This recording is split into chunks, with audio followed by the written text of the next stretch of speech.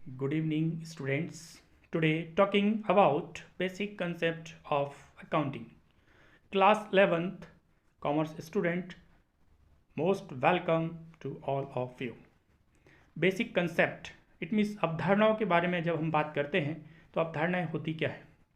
तो आज हम तीन अवधारणाओं के बारे में बात करते हैं जिनको हम अकाउंटिंग कंसेप्ट का नाम दे सकते हैं। अकाउंटिंग कंसेप्ट कहा जाता है। फर्स्ट वन, अकाउंटिंग कंसेप्ट में पहला जो कंसेप्ट आज हम पढ़ने वाले हैं, पहले कंसेप्ट का नाम है accounting period concept. Accounting period concept होता क्या है? नाम से ही मालूम पड़ रहा है, अकाउंटिंग इट मीन्स लेखांकन, पीरियड अवधि और अवधारणा।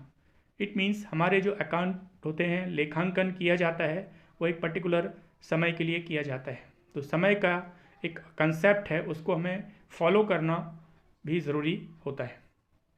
इस प्रकार से हम देखते हैं कि अकाउंटिंग पीरियड कंसेप्ट का मतलब है कि जितने प्रकार के इस सिद्धांत का ऑब्जेक्ट व्यावसायिक लेन देनों का यथा समय उचित बुक्स में रिकॉर्ड करना होता है, जिससे कि उचित समय पर मैनेजमेंट को हम अकाउंट्स प्रस्तुत कर सकें और उनको समझ में आ जाए। ऐसा टाइम के अनुसार रिकॉर्ड रखने पर, अगर टाइम के हिसाब से हम रिकॉर्ड रखते हैं तो बुक्स ऑफ अकाउंट्स में मिस्टेक्स होने की संभावना कम से कम होती है, मिनिमम हो जाती है। तो इस कंसेप्ट का सबसे ज़्यादा इंपॉर्टेंस होता है कि आपका मिस्टेक्स कम से कम हो सकती है।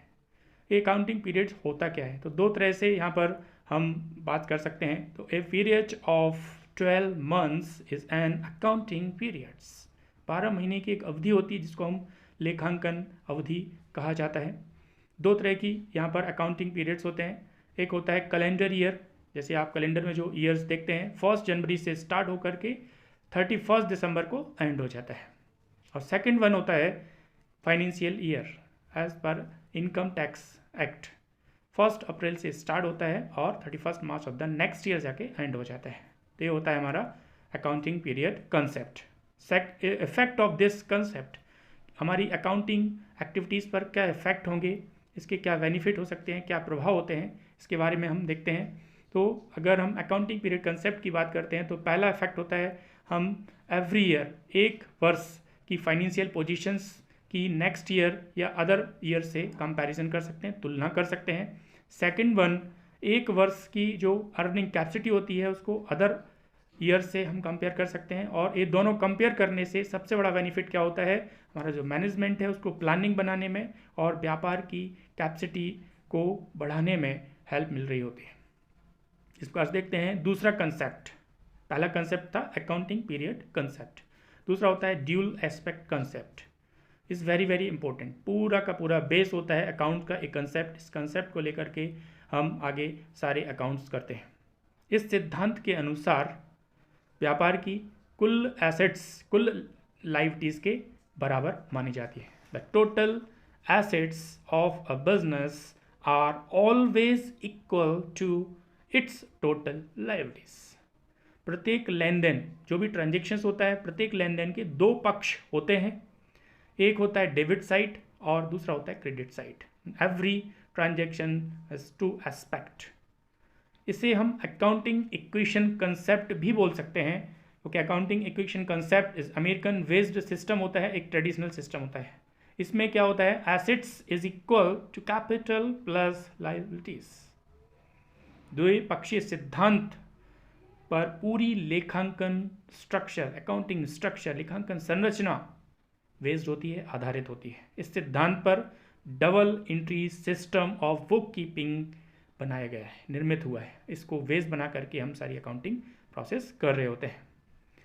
यहाँ पर इसका इफेक्ट क्या होगा, अगर हम सिस्टमेटिकली ड्यूल एस्पेक्ट कंसेप्ट से डेबिट और क्रेडिट सही इंट्रीज करते हैं तो यहाँ पर जो भी एम्प्लॉइज होते हैं उनकी गलती, फ्रॉड्स को इसीलिए इस कंसेप्ट के द्वारा पकड़ा जा सकता है।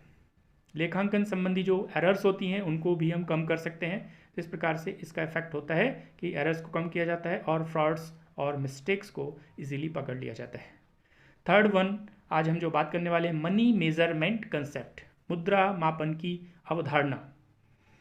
जैसे कि बताया कि इकोनॉमिक इवेंट्स को ही अकाउंट्स में, फाइनेंशियल अकाउंट्स में रिकॉर्ड किया जाता है, नॉन मॉनेटरी ट्रांजेक्शन को रिकॉर्ड नहीं किया जाता है।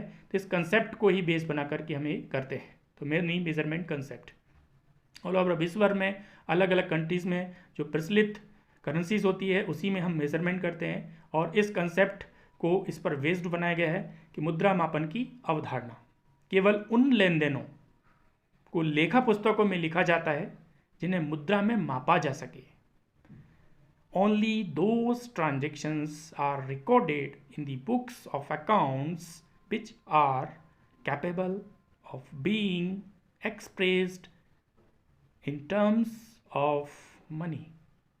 जैसे अगर मैं बात करूं, किसी व्यापारी के पास 400 चेयर्स हैं, 10 मशीन्स हैं, 500 एकड़ ज़मीन है और 200 टेबल्स है, सिर्फ इतना इन्फॉर्मेशन से हम इसकी एंट्री नहीं कर सकते, क्योंकि ये मनी मेजरमेंट की जब बात होती है इसको मुद्रा में नहीं माप सकते, इसलिए इसका रिकॉर्डिंग करना भी संभव नहीं होगा। इस प्रकार से आज हमने बेसिक कंसेप्ट ऑफ अकाउंटिंग की बात की, और इसमें सिर्फ 3 कंसेप्ट को बात किया: accounting period concept, dual aspect concept और money measurement concept. Next video में हम बात करने वाले हैं separate business entity concept, going concern concept and realisation concept. तो thank you for watching and waiting for next video. और चैनल को अगर फर्स्ट टाइम देख रहे हैं तो चैनल को सब्सक्राइब करें, लाइक करें और बेल आइकन को प्रेस करना ना भूलें। आपका बहुत बहुत धन्यवाद। घर पर रहें, सुरक्षित रहें, इसी शुभकामना के साथ बाय, टेक केयर।